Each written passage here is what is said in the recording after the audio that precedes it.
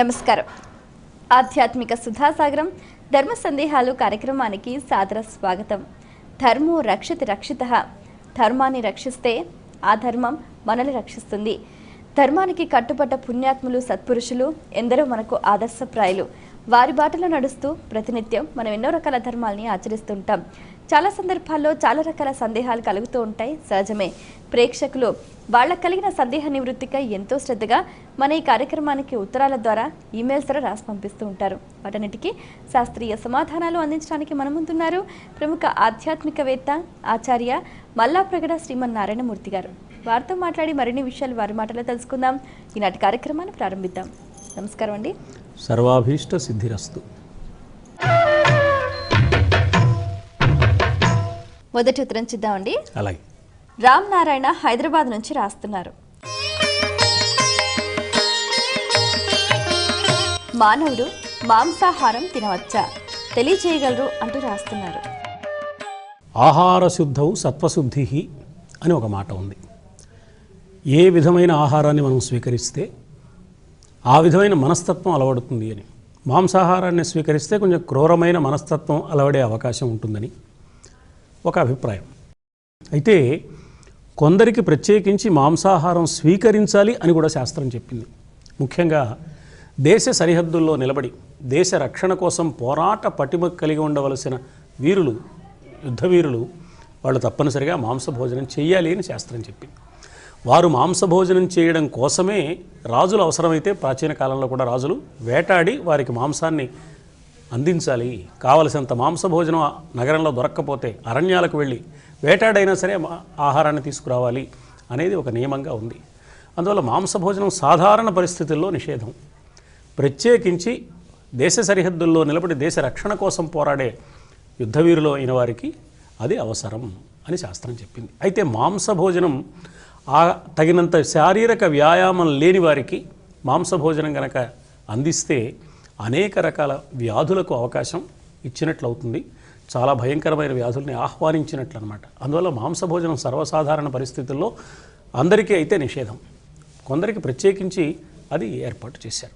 అయితే చాలామందికి ఉన్న సందేహం ఏంటంటే, ఇప్పుడు ఉదాహరణకు ఆదివారం మాంసాహారం తింటే సోమవారం మళ్ళీ పూజలు యథావిధిగా చేసుకోవచ్చా అని. అంటే పూజలకు ఆహారానికి ఆ విధమైన సంబంధం లేదు. మాంసభోజనం చేసేవారు కూడా అర్చన చేయవచ్చు, తప్పులేదు. ఎందుకంటే భోజనం శరీరానికి, అర్చన సాధన మనస్సుకు సంబంధించిన విషయాలు. కానీ మనస్సుకు ఒక పవిత్ర భావం రావడానికి శాకాహారం సహకరిస్తుంది కాబట్టి, సాత్వికమైన భావ సంపత్తికి దోహదం చేస్తుంది కాబట్టి శాకాహారాన్ని స్వీకరించడం అనేది మంచి విధానంగా మన పెద్దలు చెప్పారు. శాకాహారంలో కూడా కొంచెం ఉద్రేకాన్ని కలిగించే ఆహార పదార్థాలు నిషేధం అన్నప్పుడు ఇంకా మాంసాహార నిషేధం చెప్పడానికి అసలు ఆలోచించవలసిన అవసరమే లేదు. అది కొత్తగా చెప్పవలసిన పని లేదు, అది నిషేధమే, అందులో సందేహం లేదు. ఉదాహరణకి మనకి కాళహస్తీశ్వర మహాత్మ్య కథలో కాళహస్తిలో మహాశివభక్తుడైన తిన్నడు తాను ఏం తిన్నాడో శివుడికి అదే పెట్టాడు. శివుడే ఆ భోజనాన్ని స్వీకరించాడు అని భావించాడు. ఈ మాంసభోజనం తాను తినడమే కాకుండా శివుడికి కూడా పెట్టడం చాలా దారుణమైన పని, ఇది ఆచార విరుద్ధం అని భావించాడు ఆ ఆలయంలో ఉండే శివబ్రాహ్మణుడు. కానీ ఆ కథలో మనం చూస్తే ఆ శివబ్రాహ్మణుడిని కాసేపు శివలింగం వెనకాల దాక్కోవయ్యా అన్నాడు శివుడు. కన్నప్ప భక్తిని పరీక్షించాడు. తన కన్నులే ఇవ్వడానికి సిద్ధపడ్డ ఆ కన్నప్పని చూసి ఆశ్చర్యపోయాడు ఆ శివబ్రాహ్మణుడు. కాబట్టి ఆ కథలో ఏం తెలుస్తోందంటే, దైవాన్ని ఆరాధించడానికి భోజనం అడ్డుపడదు. మాంసభోజనం స్వీకరించేవాడు కూడా దైవాన్ని ఆరాధించవచ్చు. శంకరాచార్య స్వామి అంటారు శివానందలహరిలో, కించిత్ భక్షిత మాంసశేష కవళం దివ్యోపహారాయతే. కొంచెం తిని, అది కాలిందో లేదో, సరిగ్గా ఉందో లేదో, రుచిగా ఉందో లేదో అని కొంచెం తిని మరీ పెట్టాడు. మాంసభోజనమే పొరపాటైతే అది ఎంగిలి మాంసం కూడా, అది కూడా తిన్నాడు ఆయన. ఇది ఏం తెలియజేస్తోంది అంటే, ఈ ఆహారానికి ఆధ్యాత్మిక సాధనకి సంబంధం లేదు. ఆధ్యాత్మిక సాధన మనస్సుకు సంబంధించిన విషయం అనేది. ఇక మరొక విషయం జాగ్రత్తగా మనం చూస్తే, మాంసభోజనం అవసరము రాజులకు, అందుకోసం రాజులు వేటాడాలని అగస్త్య మహాముని మృగయ శాస్త్రంలో చెప్పాడు. ఆ మాట పాండురాజు వాదిస్తాడు.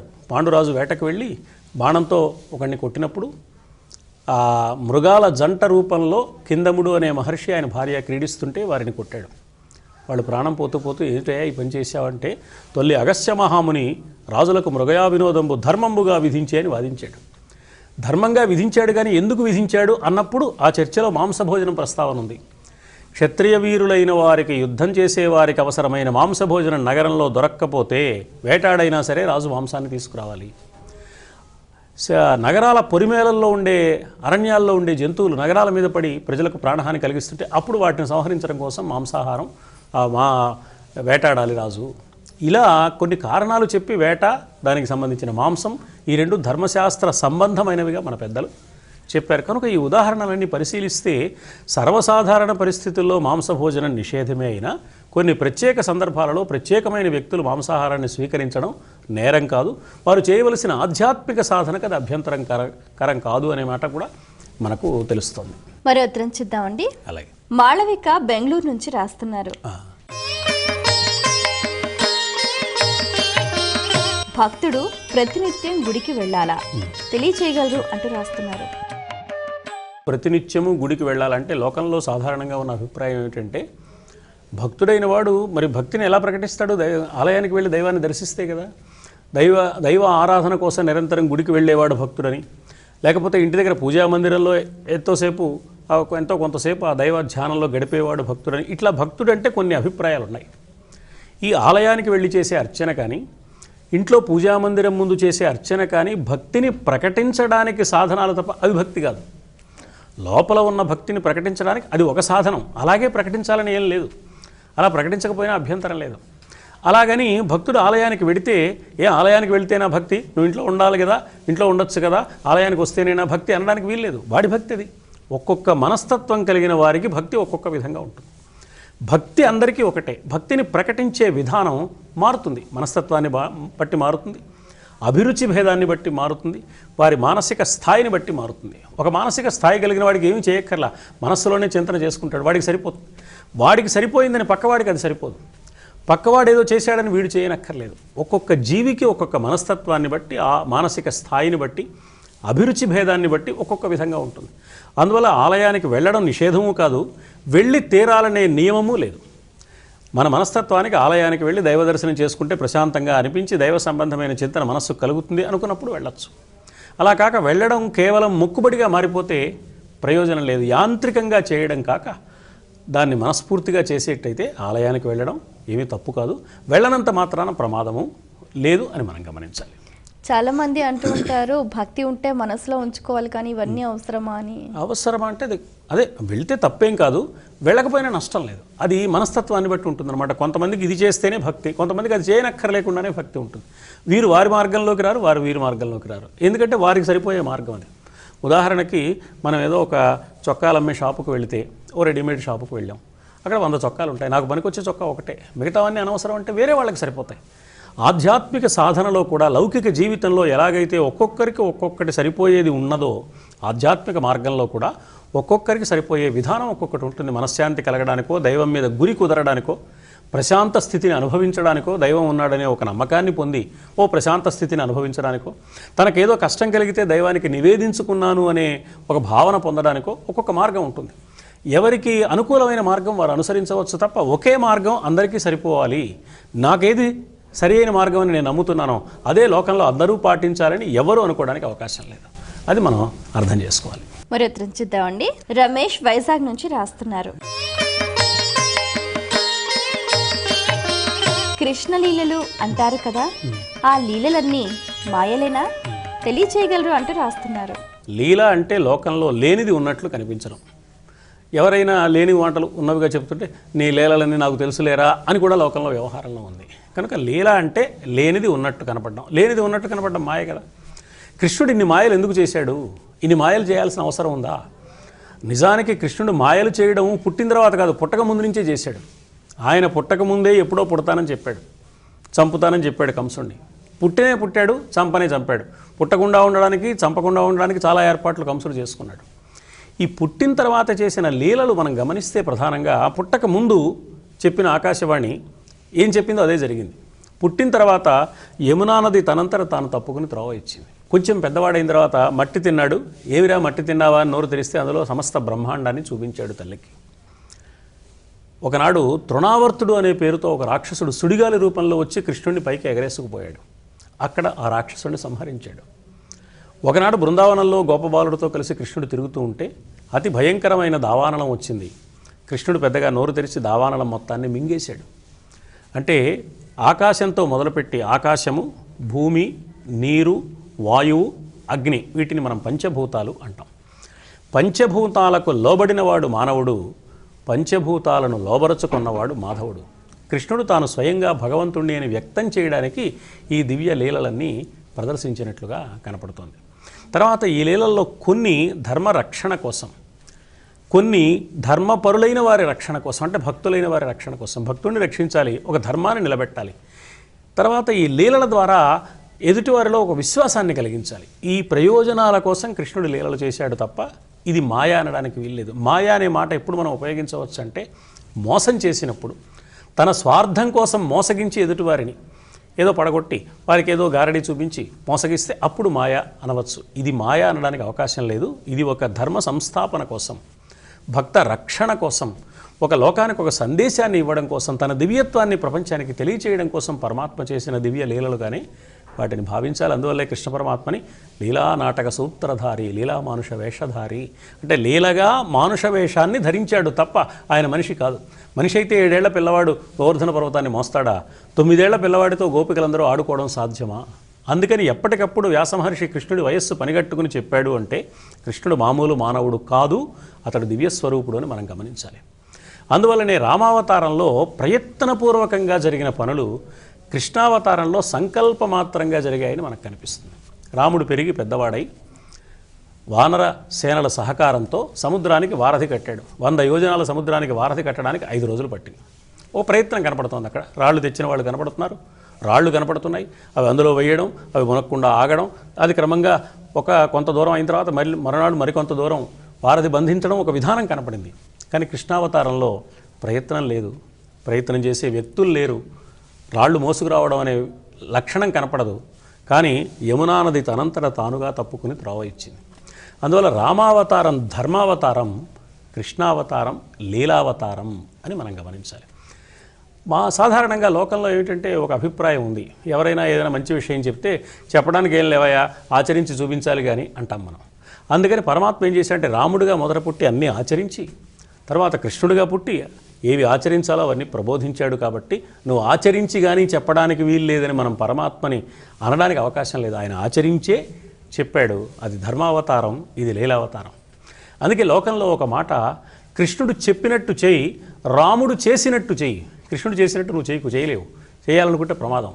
అందుకని రాముడు చేసినట్టు చేయి, కృష్ణుడు చెప్పినట్టు చేయి. రాముడు ఆదర్శమూర్తి, కృష్ణుడు ఆరాధ్యమూర్తి అని ఆ రామకృష్ణ అవతారాలని అర్థం చేసుకోవడానికి మన పెద్దలు చాలా విశేషాలు తెలియచేశారు. వ్యాస వాల్మీకులు ఈ జాతికి ఆ కృష్ణరామ అవతారాల తత్వాలను మనకు బాగా. మరి ఉత్తరం చూద్దామండి. లీలావతి కరీంనగర్ నుంచి రాస్తున్నారు. స్త్రీని చంపకూడదు అంటారు కదా, రాముడు తాటకిని, కృష్ణుడు పూతనను చంపారు కదా, అందులోని ఆంతర్యం ఏమిటి? నా స్త్రీ వధ్య అనేది శాస్త్రం. అంటే స్త్రీని చంపరాదు ఎట్టి పరిస్థితుల్లోనూ. ఆమె ఎంత నేరం చేసినా మరణశిక్ష మాత్రం విధించకూడదు అనేది ఒక విధానం ఉంది. అయితే కొన్ని ప్రత్యేక సందర్భాలలో స్త్రీ అయినా సరే చంపి తీరాలి. అందుకే తాటకని సంహరించేటప్పుడు తాటక ఎదురొచ్చింది. విశ్వామిత్రుడు, ఇది చాలా ప్రమాదకరమైన రాక్షసి, ఈ ప్రాంతం వారందరికీ ఈ వల్ల చాలా కష్టం కలుగుతోంది, ఈ యజ్ఞాన్ని విఘ్నం చేసే రాక్షసులందరినీ పంపించేది ఈమె, ముందు ఈమెను చంపేసే అన్నాడు. స్త్రీని చూస్తూ ఎలా చంపుతాను గురువుగారు, స్త్రీని చంపడం ధర్మం కాదు కదా, వద్దన్నాడు రాముడు. కాదయ్యా నువ్వు చంపు, నేను చెప్తున్నాను అన్నాడు. ఆ రాముడు ఏం చేశాడంటే చంపకుండా ఉండడానికి, ఆ తాటకని నిరోధించడానికి కావలసిన పద్ధతిలో బాణాలు వేశాడు. మొదట ఒక చెయ్యి నరికాడు, తర్వాత ఒక కాలు నరికాడు.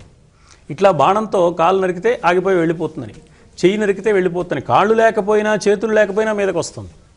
అప్పుడు అనివార్య పరిస్థితుల్లో బాణం పెట్టి కొట్టాడు. ఇక్కడ మనకేం తెలుస్తుందంటే ఈవేళ ఆధునిక యుగంలో రక్షక భటులు ఒక మూకను చెదరగొట్టడానికి, అల్లరి మూకల్ని చెదరగొట్టడానికి మొదటే కాల్పులు జరపరు. మొదట లాఠీ చార్జ్ చేస్తారు, తర్వాత బాష్పవాయు ప్రయోగం చేస్తారు. అప్పటికి అనివార్యమైతేనే కాల్పులు జరుపుతారు. అప్పుడు కూడా ముందు కాళ్ళ మీద కాలుస్తారు. అప్పటికి వాళ్ళు చెదిరి వెళ్ళకపోతే పైన కాల్పులు జరుపుతారు. ఇన్ని దశలు ఉన్నాయి. అంటే అనివార్యమైన పరిస్థితులలో రక్షణ కోసం చేసేటప్పుడు కూడా ఇన్ని దశల వారీగా ప్రయత్నం తప్ప ఒకేసారి చంపేయడం అనేది లేదు. రాముడు కూడా ఇన్ని ప్రయత్నాలు చేశాడు. తర్వాత కృష్ణుడు మొట్టమొదట పోతననే చంపాడు. ఆమె ఒక దురుద్దేశంతో వచ్చింది, అందమైన స్త్రీగా మారిపోయి తన చనుబాలిచ్చి బాలకృష్ణుడిని సంహరించాలని ప్రయత్నం చేసింది.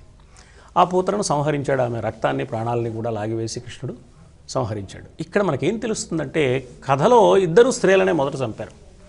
స్త్రీ అంటే అర్థం మనం అనుకున్న స్త్రీ పురుషులు కాదు. స్త్రీ అంటే ప్రకృతికి ప్రతీక.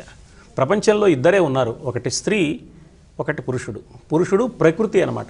ఈ ప్రకృతి చుట్టూ ఉన్నది పురుషుడు, అంటే దీనికి అధిపతి అయిన భగవంతుడు. అందుకని ఈ ప్రకృతిలో ఉన్న మగవాళ్ళు అనుకుంటున్న వాళ్ళు కూడా స్త్రీలే. అందుకనే వాసుదేవ పుమానేక స్త్రీప్రాయం ఇతరం జగత్, పరమపురుషుడు అతడొక్కడు ఆఢ్యుడు పడతులము మనం అందరము అని గోపికలన్న మాట అందరికీ వర్తిస్తుంది.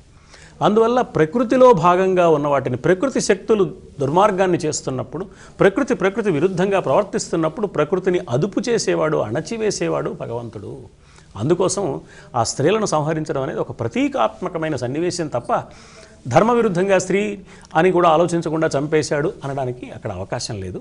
అందువల్ల అది ప్రకృతిని అదుపు చేసిన పరమాత్మగా, ప్రకృతి మీద ఆధిపత్యం కలిగిన పురుషోత్తముడైన పరమాత్మగా ఆ సన్నివేశంలో రాముడిని కానీ కృష్ణుడిని కానీ మనం అర్థం చేసుకోవాల్సిన అవసరం ఉంది. మరి ఉత్తరం చూద్దామండి. లక్ష్మీప్రసాద్ హిమాయత్ నగర్ నుంచి రాస్తున్నారు. ఆలయానికి వెళ్ళేసరికి తలుపులు మూసి ఉంటే స్వామి కృప కోల్పోయినట్టేనా? ఆలయంలో స్వామి దర్శనానికి కొన్ని వేళలు ఉంటాయి. ఏదో ఉదయం 5ంటికి తెరిస్తే మధ్యాహ్నం 12 గంటల వరకు. 12 గంటలకు నివేదన చేసి హారతి ఇచ్చిన తర్వాత ఆలయాన్ని మూసివేస్తారు.